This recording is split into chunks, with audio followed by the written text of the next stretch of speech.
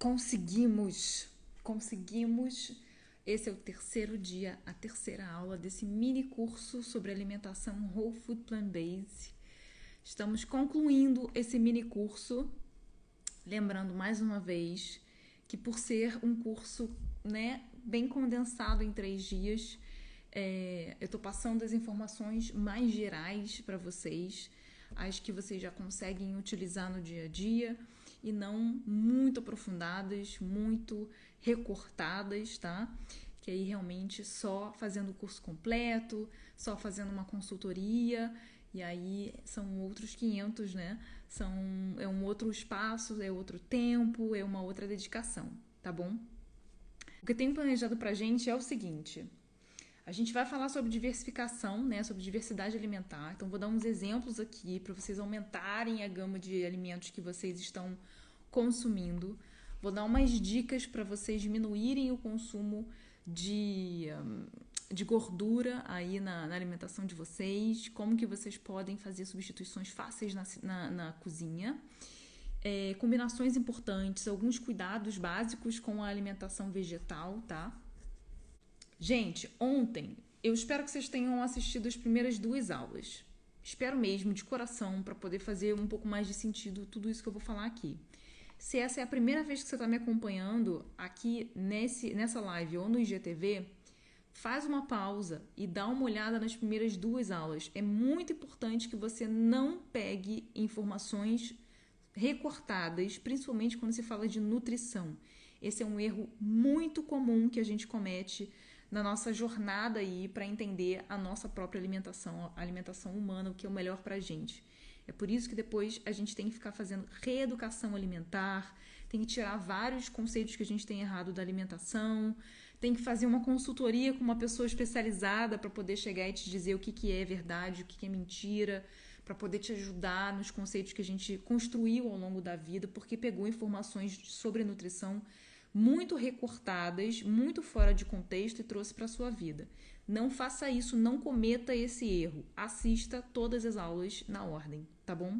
Então, gente, ontem a gente falou sobre a pirâmide Whole Food Plant-Based, né? Eu mostrei para vocês, nós desenhamos juntos.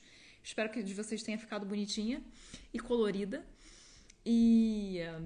E tudo bem. Então, faltou algumas coisas que eu queria falar para vocês. Quando a gente pensa na pirâmide Whole Food Plant-Based, aquela que nós desenhamos ontem, quando a gente fala sobre densidade nutritiva, que foi um tópico, foi um termo que a gente falou e comentou bastante na aula de ontem, a galera, a comida da base, todos aqueles elementos, aqueles grupos alimentares que estão na base da pirâmide são os que têm a maior densidade nutritiva, tá bom? Comparar um alface, por exemplo, que está na camada de cima, na segunda de baixo para cima, e um arroz integral que está na primeirona lá embaixo, obviamente que eles têm pesos diferentes na sua alimentação, podem te trazer benefícios diferentes. Não existe melhor e nem pior. Existem mais complexos ou menos complexos, tá? O arroz integral, nesse ponto, é mais complexo do que um alface. Eu tô pegando um alface que normalmente é uma coisa que a gente já sabe que é fibra. Basicamente, a fibra tem bem menos nutrientes, bem menos micronutrientes do que, por exemplo, um arroz integral, tá? Muito bom. Então, se a gente está querendo privilegiar na nossa alimentação a densidade nutritiva, nós temos que focar na galera da base da nossa pirâmide. É por isso que a gente tem que consumir em maior quantidade, por isso que ela está lá embaixo na nossa base. Ok. Falamos também sobre germinados. Esse momento é o momento mais rico nutricionalmente de um alimento vegetal. É onde ele está mais biodisponível para você e é onde ele está com a maior força dele, porque ele está saindo daquela casquinha e adentrando o mundo para virar uma plantinha nova. Quando a gente ingere esses germinados, a gente está colocando para dentro, vamos botar assim uma forma bem lúdica, uma puta de uma força do alimento vegetal, tá? Os alimentos germinados, especialmente, a gente não pode consumir aquecidos, a gente não pode ferver, a gente não pode passar na frigideira, fazer tipo pan fry, a gente não pode aquecer esse alimento, senão ele morre. Morre, é que nem os alimentos fermentados, se a gente aquecer, a gente mata eles e não vale de nada. Então, como que a gente consome os alimentos germinados na nossa alimentação? Usa como ingrediente de salada, tá? Bota um punhado na sua salada. Ou então, assim, agora que tá frio no Brasil, fez uma sopa, faz uma sopa gostosa de legume, vem com uma colherinha de germinado, bota em cima da sua sopa e come. Porque a sopa não vai estar hiper quente, porque se você está comendo, porque você já chegou num ponto onde você consegue ingerir sem morrer queimado por dentro. Então, para o germinado tá ok. Tem um alimento que a gente não pode germinar, porque quando germina vira tóxico, que é o feijão vermelho. Muito legal. Vamos falar sobre variedade de grãos integrais. Os grãos integrais é aquele grupo que está lá embaixo, tá? Estão lembrados disso, né? Grãos integrais, gente, são a sacação máxima da nossa saúde. Quando a gente implementa, já fizeram alguns estudos sobre isso. Quando você tem uma alimentação que é dita como a alimentação americana, né, standard, que é tipo cheia de proteína animal, não sei o que, parará. E aí você pega essa alimentação que é a americana e coloca uma porção de grãos integrais, só uma porção de, sei lá, arroz integral. A diferença que faz na saúde e no bem-estar geral daquela pessoa, tá? É óbvio que isso não é uma desculpa para você comer hiper mal e comer uma porçãozinha de arroz na sua vida, achando que isso vai mudar a sua vida. Não é isso que eu quero dizer. O que eu quero dizer é que eles são muito... O potencial de benefícios dos grãos integrais é enorme. E é por isso que eu vou falar sobre eles agora, para que você aumente essa amostragem de grãos integrais na sua alimentação, tá? Grãos integrais, traduzindo aqui para um grão super fácil que a gente consome todos os dias, arroz. Ou, a maior parte dos dias, arroz. O trigo também é um grão integral, tá? Então, eles são responsáveis pela prevenção e combate de várias questões físicas que são acometidas, né? O nosso corpo é acometido. Por exemplo, asma, fragilidade capilar, reumatismo, enxaquecas, doenças renais crônicas, hipertensão arterial, arteriosclerose, diabetes, prisão de ventre, cálculos biliares, problemas de digestão, câncer de cólon e problemas coronários, tá? São alguns exemplos onde você tem uma boa, você sente uma boa diferença quando você começa a ingerir mais grãos integrais, tá bom? Bom, primeira informação importantíssima, todos os grãos integrais, todos eles deviam ser demolhados. Vou botar deviam, porque tem alguns que eu pessoalmente não demolho e vou explicar por quê. Mas em sua maioria, a gente precisa ser responsável e demolhar os grãos. O que é demolhar? É você pegar o seu arroz integral, porcionar quanto que você vai fazer e colocar de molho de um dia para o outro. Igual a gente faz com feijão. A gente não deixa 8 horas. A gente tem que demolhar de 6 a 8 horas os grãos integrais. Mas por que a gente demolha os alimentos? Porque todos os alimentos vegetais, todos eles, 100%, desde a folhinha de manjericão que você comeu no almoço, até a banana, até todos eles têm uma camada protetora que a gente chama de antinutrientes. As plantinhas, né, o reino vegetal, quando eles estão no campo, eles não têm bracinhos para se defender dos predadores, né, das pestes, da formiga, do gafanhoto, das coisas que vão tentar comer aquela folhinha e não permitir que ela se desenvolva e gere o alimento que você quer comer.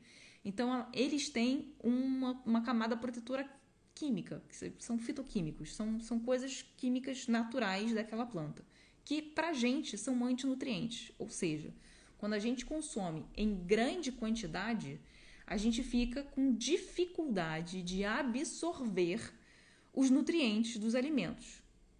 Então, se você está virando vegano, ou se você está virando vegetariano, ou se você está simplesmente aumentando a quantidade de legumes, verduras, grãos integrais na sua alimentação, que é o que todo mundo deveria fazer, você também está aumentando a quantidade de antinutrientes na sua ingestão. Então, como é que a gente faz para diminuir esse problema, né? Essa ingestão aí exagerada de antinutrientes? A gente demolha os alimentos, tá? E demolhar os alimentos é botar de molho por 6 a 8 horas. Então, se você puder colocar o seu arroz e os outros que eu vou falar hoje de molho vai ser show de bola, vai ser muito melhor. Primeiro que eles cozinham muito mais rápido, porque você bota de molho, na hora de você botar na panela, fica muito mais rápido, pronto. Depois que você ingere bem menos antinutrientes. E aí você deixa para ingerir os antinutrientes quando você vai comer uma banana, quando você vai comer uma batata com casca, que você não bota ali de molho e tal. Tem outras formas da gente tirar esses antinutrientes da nossa alimentação também, dos nossos alimentos. A cocção, ou seja, o cozinhar é uma delas. O germinar é outra. O fermentar é uma terceira. E também demolhar, tá bom? Demolhar é importante, muito importante, tá? Para vários alimentos, não só para os grãos integrais. E agora vamos falar dos grãos integrais. Quem está no grupo dos nossos grãos integrais? Obviamente, eu não vou falar de todos, porque existe uma diversidade surreal de grãos integrais. Eu vou falar dos que estão mais próximos da gente, ou de todos que estão no Brasil, principalmente, que é mais fácil de vocês encontrarem aí. Se eu estivesse atendendo um cliente do Nepal, eu ia fazer um outro material e falaria sobre outros grãos. Arroz. Todos os tipos de arroz. O integral tradicional, o arroz negro, arroz 7 cereais, arroz vermelho, arroz de todas as cores, tá?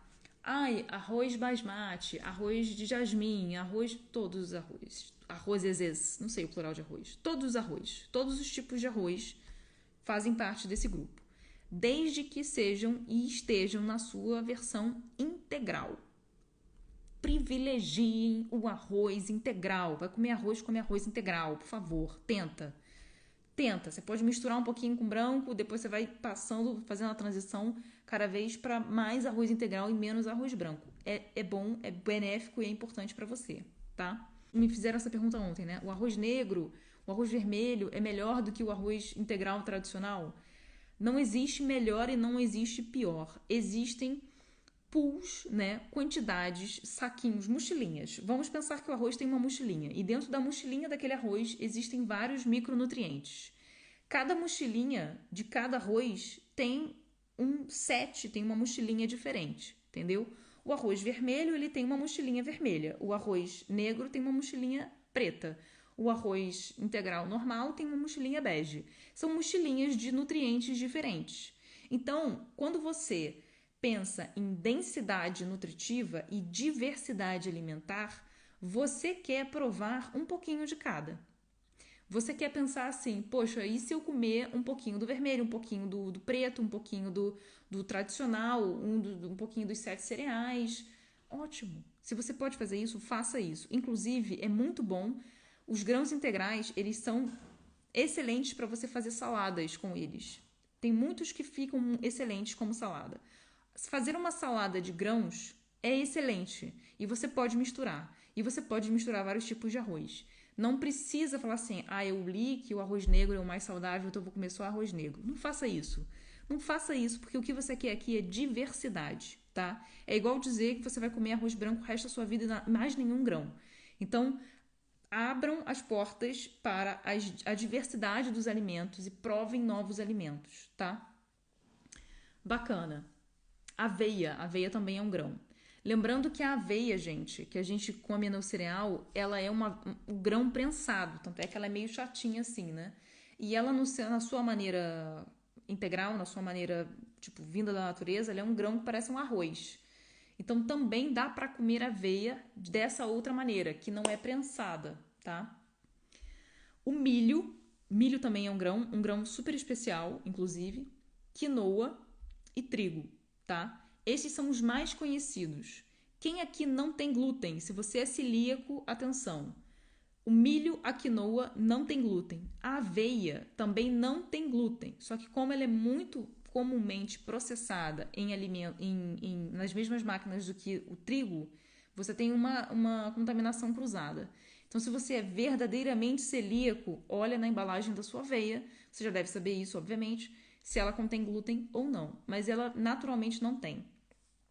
E o arroz integral também não tem. Então, desses que eu falei, somente o trigo, tá? O trigo, galera, a gente pensa no trigo, a gente pensa na farinha. O trigo em grão é maravilhoso, é incrível, é muito gostoso e para salada é o melhor. Eu adoro salada de trigo, adoro, é muito bom. E para o intestino é incrível também. Exatamente porque é muito rico em fibras e tem.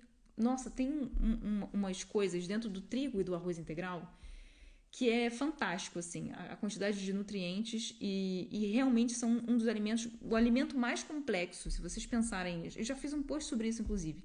A casquinha do arroz integral, quando você olha para o arroz integral, ele é meio marronzinho. Essa casquinha, ela é tão complexa, nutricionalmente falando, que até hoje não se terminou de estudá-la.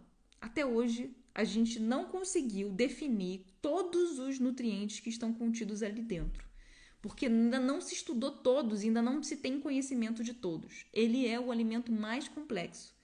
Então, a gente olhar o arroz integral com aquela carinha assim, tipo, é um, sabe?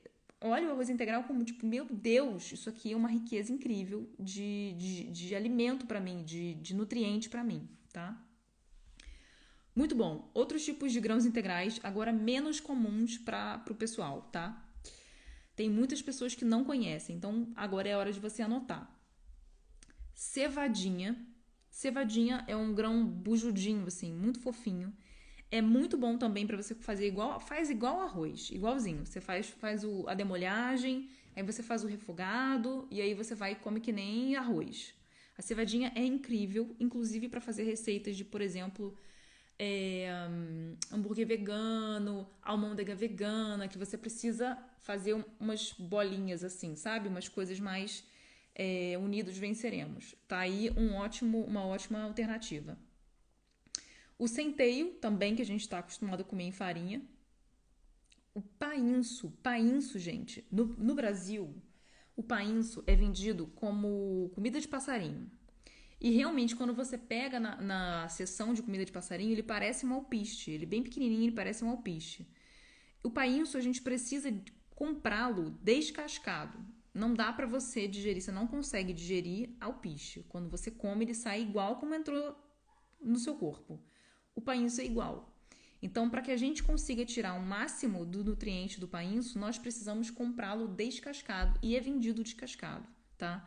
Inclusive, tem uns spas aqui na Áustria que são para detox e promovem uma alimentação altamente alcalina, que faz parte também dessa ideia do detox, que você vai tirar as toxinas do seu corpo e desinflamar e tudo mais. E o painço é o grão integral mais básico de todos os grãos. Então, esses spas, o único grão que eles oferecem é o painço. Aqui é tido como uma superfood. E no Brasil, a gente dá para o passarinho. No Brasil, é super barato de comprar. Aqui é caro. Aqui não é tão barato. Eu consigo comprar o arroz integral mais barato do que o painço. Então, assim, a gente não conhece a complexidade alimentar que a gente tem disponível. Explorem, tá bom? Aproveitem o que vocês estão aprendendo aqui e explorem. Muito bom. O outro alimento que tem aqui na minha lista também, que não é tão conhecido das pessoas e é excelente, é o trigo sarraceno.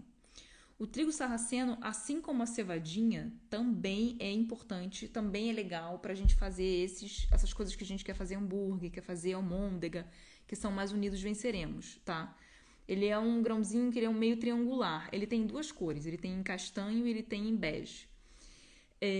Se você não está acostumado, se você come só arroz, por exemplo, só arroz, e agora vai começar a explorar os outros grãos, eu te aconselho a começar pela cevadinha. Deixa o trigo sarraceno para depois, porque inclusive o trigo sarraceno em farinha e tudo mais, ele tem um sabor mais acentuado. E se você não está acostumado, você pode estranhar. Começa pela cevadinha, que é o mais próximo do arroz que a gente tem. Depois você vai pro painço, tá bom? E aí você vai explorando mais. Muito bom.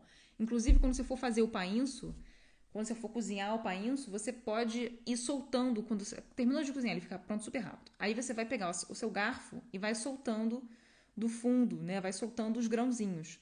Porque ele tem uma tendência também de ficar mais aglutinado. E você consegue deixar ele fofinho, ele aerado, como se fosse um cuscuz. Se vocês já comeram cuscuz, você sabe que... Não o cuscuz paulista, aquela coisa que é uma forma. Não é isso, é o cuscuz marroquino, que ele é mais soltinho assim. Essa é a textura do painço. E você consegue isso fazendo com o garfo, tá? Soltando com o garfo conforme ele for esfriando. Desses que eu falei, quem não contém glúten aqui é o trigo sarraceno, tá bom? Muito bom. Outros tipos de grãos integrais, que aí vão para os mais fortes, para os mais bravos e para os que são mais exploradores de sabores.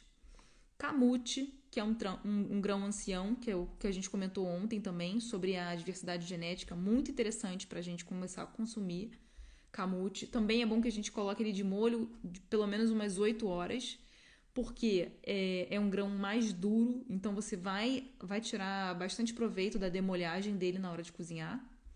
O sorgo, o cuscuz, que eu tô falando do cuscuz marroquino, você encontra na versão tipo processada, né, que ela é a polida, e você encontra na versão integral.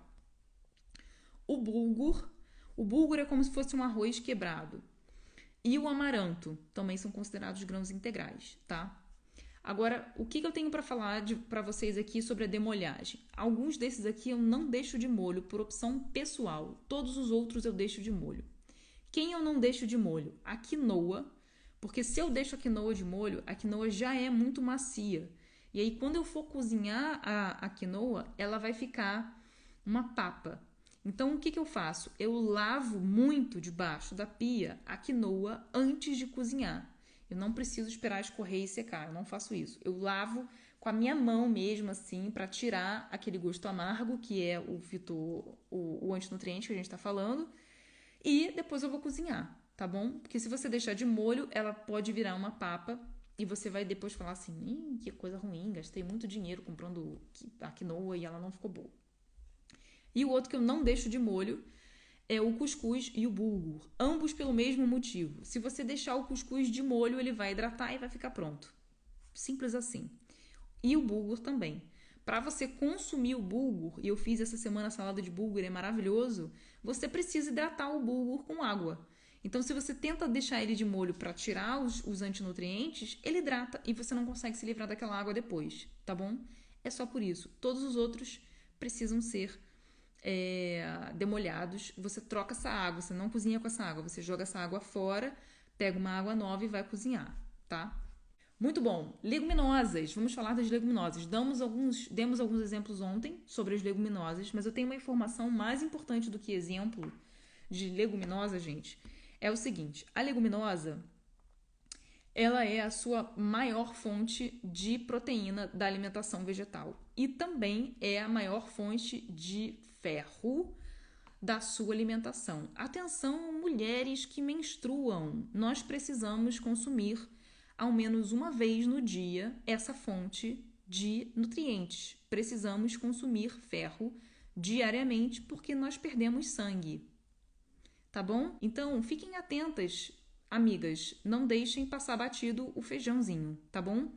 E uma forma da gente potencializar a nossa absorção de ferro de forma natural é juntar a fonte de ferro com uma vitamina C, tá bom? E como que eu faço isso? Eu tenho que tomar um suco de laranja toda vez que eu for almoçar? Não, você não precisa tomar um suco de laranja toda vez que você for almoçar. Você pode simplesmente cortar um tomate e colocar no seu prato. O tomate cru é muito rico em vitamina C. Se você aquecer esse tomate, ele vai perder aquela vitamina C. Você pode comer um pedacinho de laranja depois também. Você pode botar um limãozinho espremido na sua água. Você pode espremer um limão em cima da sua comida depois que ela já está no seu prato e você não vai aquecê-la mais. Você pode comer pimentões também. Pimentões crus também são ricos em vitamina C. Então, tem várias formas de você incluir a vitamina C no seu prato. E tem que ser rápido, tá? Não pode ser assim, eu almocei e eu vou comer minha vitamina C, vai ser uma fruta, vai ser uma sobremesa que vai ser a fruta. Aí você espera passar meia hora e aí vai comer a fruta. Não vale. Não vale. Tem que ser juntinho, pertinho, tá bom? Não assim, no mesmo garfo, mas terminou de comer, come a fruta, entendeu? É assim que a gente aumenta de 3 a 4 vezes a nossa absorção de ferro. E atenção, você querida, que já toma suplemento, não adianta agora que você já está tomando suplemento, que você precisa do suplemento, que é uma fase onde você está muito baixa de ferro, achar que só com a alimentação você vai conseguir chegar no nível indicado. Isso é para você manter o seu nível, ou quando você está um pouquinho abaixo, faz esse cuidado a mais e você consegue chegar lá. Se você já está muito na depressão do ferro, você tem que tomar suplemento de ferro. E aí, quando normalizar, você no seu dia a dia implementa a vitamina C, tá bom? Junto com essa fonte de ferro. Outra coisa também que a gente faz muito errado é o seguinte: almoçou, toma um café. O café, ele tem uma substância que inibe a sua absorção de vitaminas e o ferro é uma delas. Então, se a gente já não quer ter um problema de absorção, se você já tem uma questão com o ferro, principalmente, deixa para tomar esse café depois assim de uns 30 minutos que você almoçou. Terminou de almoçar e comeu a sua fruta, conta 30 minutos no seu relógio, dá um passeio e aí depois você toma o seu cafezinho, sem problema, sem noia nenhuma, tá bom? Vinho tinto também tem essa mesma substância que inibe a sua absorção.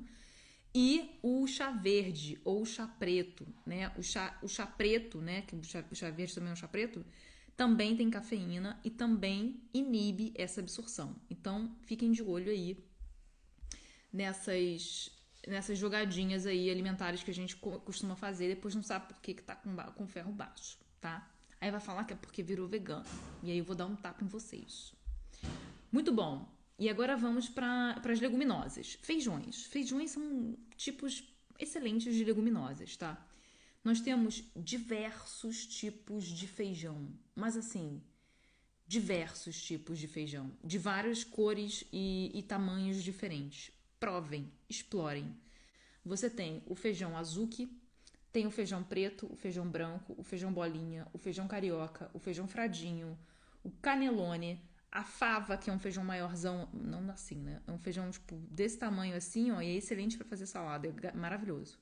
Jalo roxo, moyage, vermelho, rajado, rosinha, roxinho, verde, tem várias cores. Você escolhe o que você quer.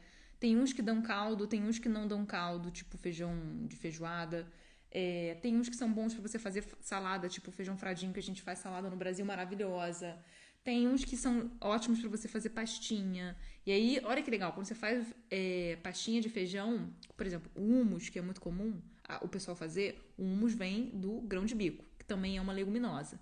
Se você quer aumentar a diversidade da sua alimentação, você pode trocar algumas vezes na semana, ao invés de você fazer uma pastinha de grão de bico, você faz uma pastinha de feijão.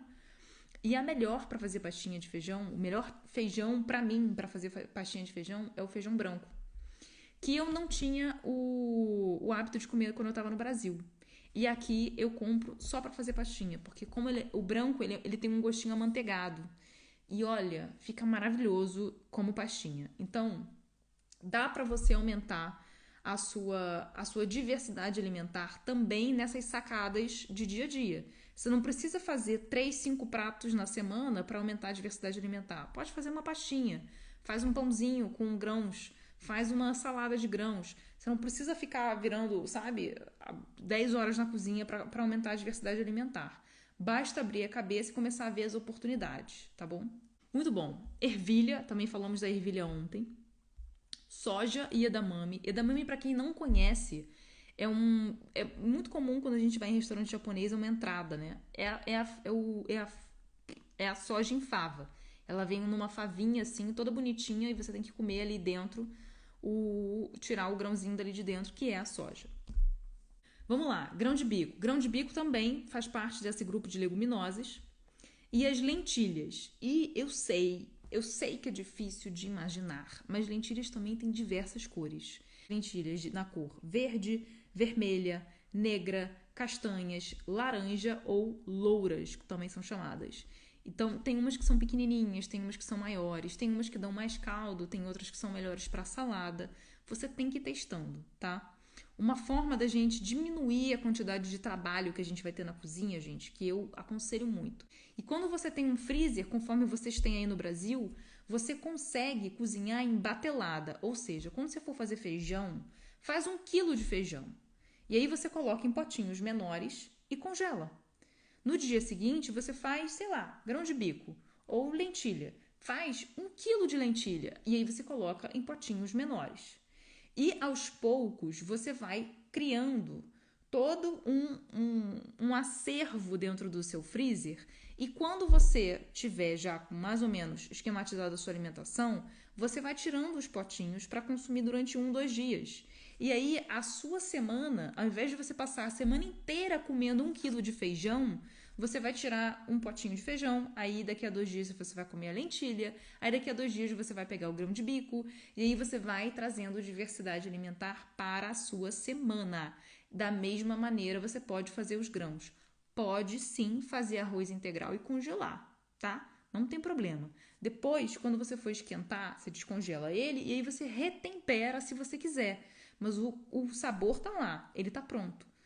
Já vai ser assim, meu Deus, sabe? Bem mais fácil para você. Essa é a dica que eu dou sempre para as pessoas. Porque quem olha, acha assim, porra, então você vai pra cozinha todo dia, né, para fazer tudo isso. Eu vou pra cozinha no máximo 3 vezes na semana. É o meu máximo, porque eu tenho 1 milhão de outras coisas para fazer. E aí eu consigo fazer porque eu tenho um freezer. Hoje em dia eu consigo. E aí eu tenho um freezer tamanho normal e eu vou descongelando aos poucos e modificando aquelas receitas. Se você congelar, tipo, a lentilha normal, só na água, sal e sei lá, cebola, depois se você colocar um curry, ela já mudou o sabor. Depois se você colocar um capim-limão, ela já é uma outra coisa. Então congela ela sem muito sabor. Combinações simples que vocês podem fazer. Arroz e feijão, né? Base, normal. Quando vocês forem pensar na diversidade alimentar, pensa assim: o arroz pode ser substituído por todas essas coisas que a Giovana falou hoje pra mim. Então, é igual. Eu sei que vai parecer esquisito, mas se você misturar a cevadinha com o feijão, vai ficar maravilhoso. Você não vai ter assim, tipo, nossa, que coisa esquisita. Vai ser maravilhoso, vai ser incrível. Se você não quiser misturar com o imaculado feijão, pega a cevadinha e faz com uma lentilha, por exemplo. Porque é importante, quando a gente junta uma leguminosa com um grão, a gente tem todas as cadeias de aminoácido que a gente precisa. E proteína são cadeias de aminoácido. Quando a gente junta o grão com a leguminosa, a gente tem um combo perfeito. Perfeito. O seu corpo tem tudo o que ele precisa nesse combinho de alimentos. Então, fazer uma mistura, uma PA dos alimentos e sair misturando e mesclando é 10, é incrível, tá? É o que a gente tem que fazer. A única coisa que a gente tem que tomar cuidado para evitar, eu diria, 90% das pessoas tem uma digestão mais delicada, vamos dizer assim. Então a gente não mistura leguminosas. Eu falei para vocês, façam salada de grãos. Salada de grãos são maravilhosos, ótimo. Os grãos podem ser misturados. As leguminosas não devem ser misturadas na mesma refeição. Ou seja, no dia que você comer um feijão e arroz, não coma junto, na mesma refeição, uma salada de lentilhas, porque vai pesar a sua digestão, você vai ter gases e você vai me culpar. Então, não faça isso. Não pese na sua digestão. Escolha uma leguminosa por dia.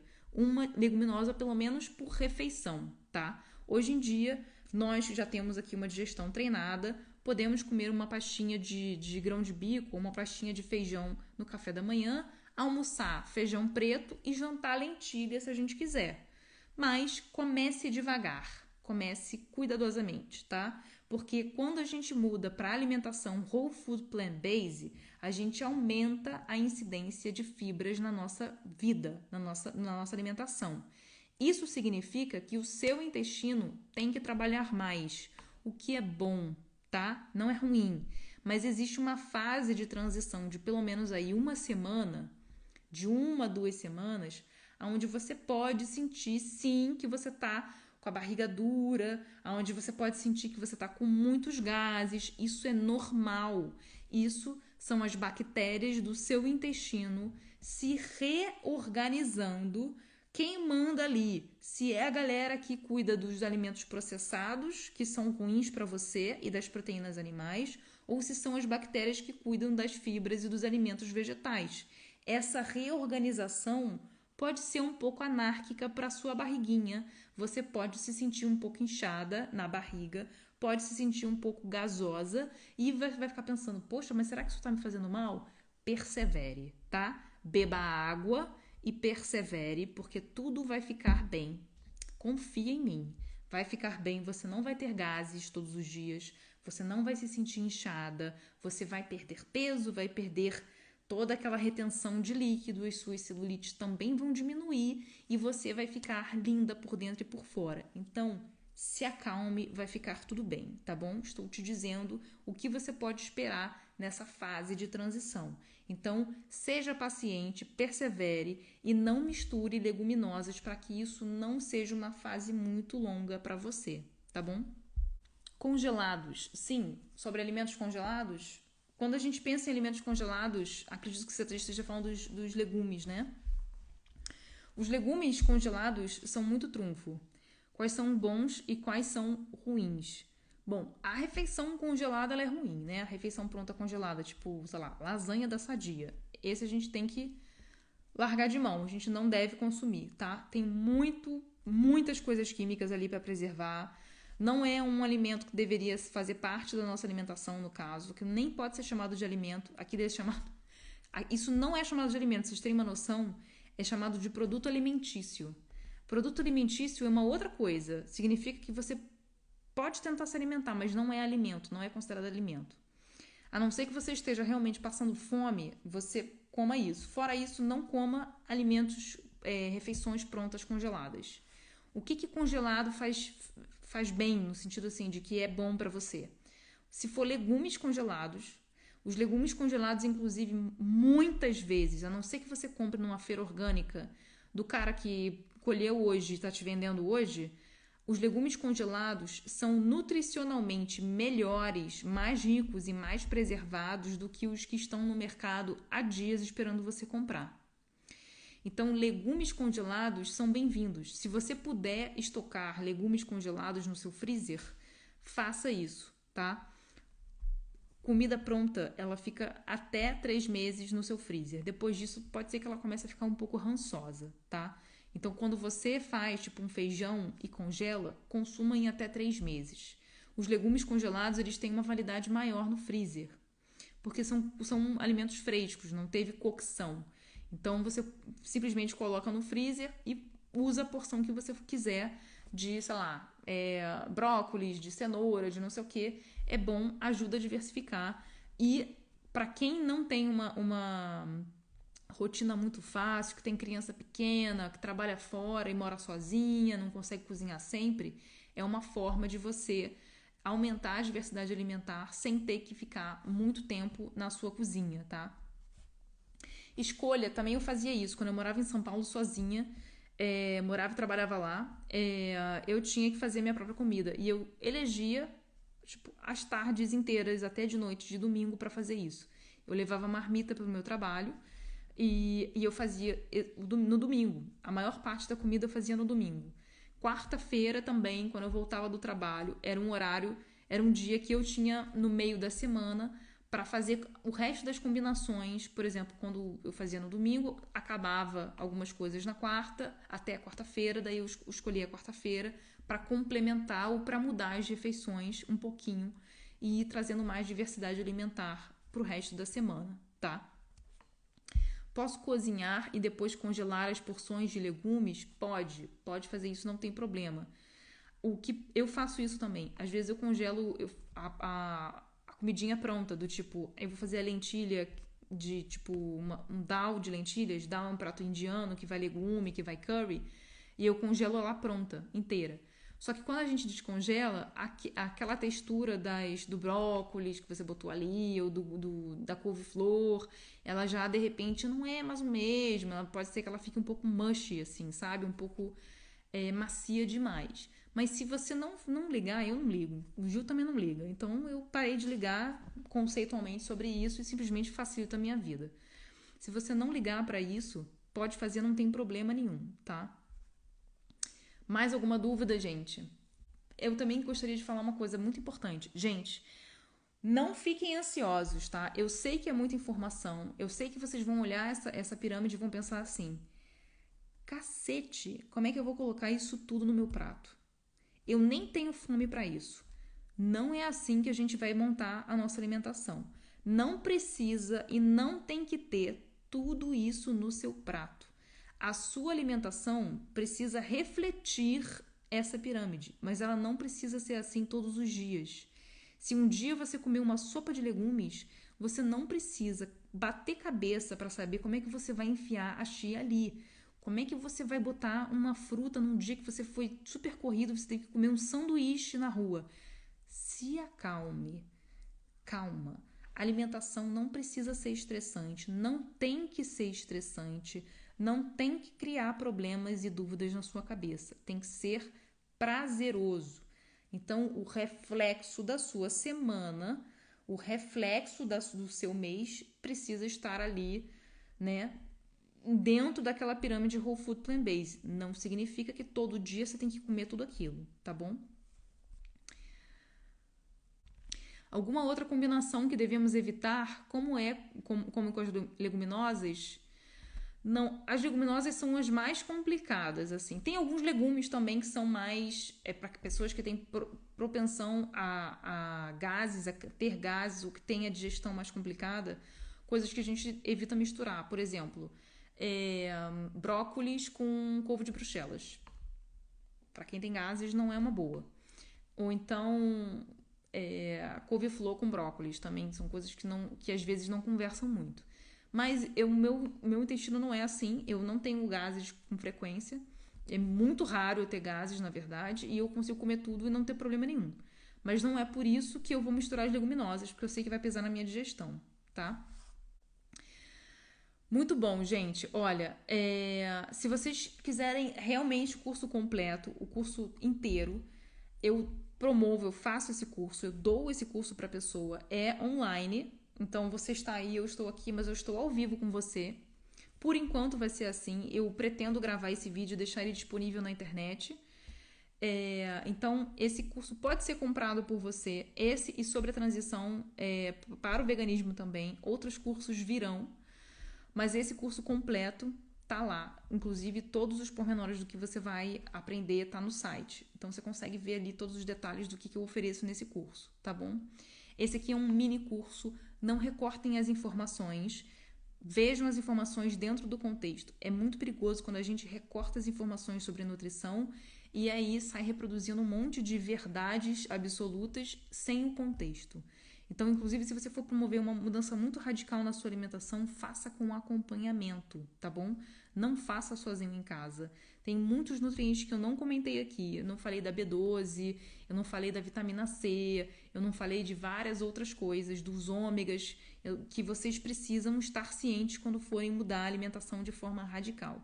Se você já tem uma alimentação mais ou menos inclusiva, ótimo. Se você tiver dúvida e quiser um acompanhamento, eu faço esse acompanhamento, a gente monta uma consultoria e eu te ajudo a fazer essa transição alimentar, tá bom? A ideia é fazer com saúde, no seu ritmo e que faça sentido para você. Também gosto de falar aqui com as pessoas que são muito autocríticas do tipo, nossa, estou fazendo tudo errado, vou ter que mudar muito, não sei o que lá, e tá horrível a minha alimentação e não sei o que.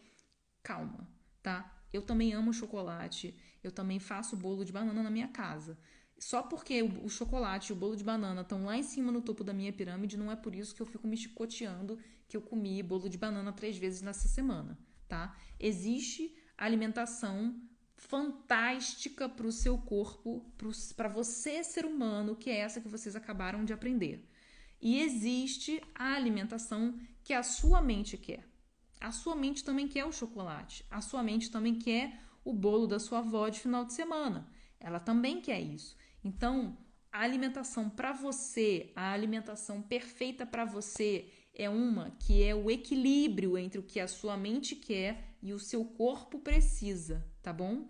Então, às vezes, você tá tudo bem numa alimentação hiper saudável. Tem gente que tem uma alimentação hiper saudável e tá mal de cabeça, porque bota uma pressão absurda em cima da própria alimentação. Ai, porque eu comi uma coisa fora, porque isso não é saudável. A gente não quer isso, tá bom?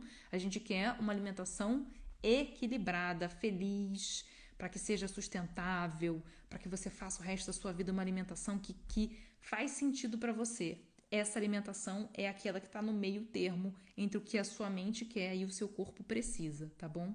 Essa métrica é única e indiscutível de cada um. Não sou eu que vou dizer para você quanto chocolate você tem que comer para ser feliz. Eu sei quanto chocolate eu tenho que comer para ser feliz e eu sei quanto de arroz integral eu tenho que comer para ser feliz. E é você que tem que encontrar essa métrica, tá bom?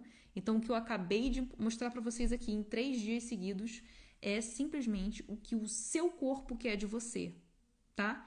Mas é você que vai chegar no meio termo do equilíbrio aí, do que é que você quer praticar, tá bom? Muito bom, gente. Ai, eu poderia falar sobre a cozinha sem óleo. Vou falar super rápido, que eu tenho 2 minutos agora. Eu vou falar aqui, ó, muito rápido. Então, como que eu faço a minha cozinha sem óleo? Eu já postei algumas vezes também sobre isso, mas eu vou falar aqui super rápido. A gente vai pegar uma frigideira ou a panela ou o que você for cozinhar e vai colocar umas 2 colheres de sopa, 3 colheres de sopa que seja de água no fundo da panela. É para ficar assim, menos de um dedo. Tipo, meio dedo de água no fundo da panela. Ali você vai ligar o seu forno, vai ferver aquela água e você vai jogar a sua cebola picadinha, o seu alho amassado, o que você for refogar. Joga lá e deixa ela fervilhar.